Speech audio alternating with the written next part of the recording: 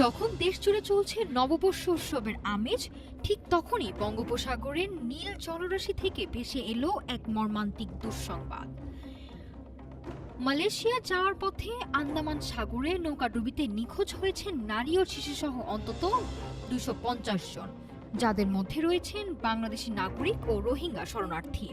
স্বপ্নের পরিযায়ী হতে গিয়ে তারা এখন সমুদ্রের অতলে কিনা সেই আশঙ্কায় স্তব্ধ হয়ে আছে স্বজনেরা।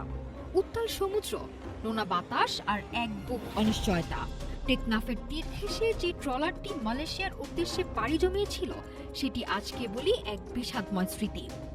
সাগরের প্রচণ্ড ঢেউ আর অতিরিক্ত যাত্রীর ভারে মাঝপথে ডুবে যায় স্বপ্নবাহী সেই নৌকাটি। কেন এই মরণযাত্রা? জাতিসংঘ, শরণার্থী সংস্থা UNHCR এবং IOM বলছে এটি কোনো দুর্ঘটনা নয়, এটি দীর্ঘস্থায়ী সংকটের এক করুণ প্রতিফলন। মিয়ানমারের রাখাইনে ফেরা অনিশ্চিত, আর বাংলাদেশের শরণার্থী ক্যাম্পের মানবেতর জীবন, সব মিলিয়ে দেয়ালে পিঠ ঠেকে গেছে এই মানুষগুলোর। পাচারকারীদের প্রলোভন আর উন্নত জীবনের হাতছানি, এই দুয়ের জাতাকলে পিষ্ট হয়ে বারবার রক্তাক্ত হচ্ছে আন্দামান সাগর।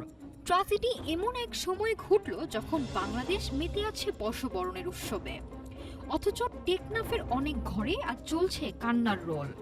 আন্তর্জাতিক সংস্থাগুলো বলছে কেবল শোক প্রকাশই যথেষ্ট নয়, রোহিঙ্গা সংকটের মূল সমাধান না হলে আর শরণার্থী তহবিলে পর্যাপ্ত অর্থায়ন নিশ্চিত না হলে সমুদ্রপথে এই লাশের মিছিল থামানো সম্ভব নয়।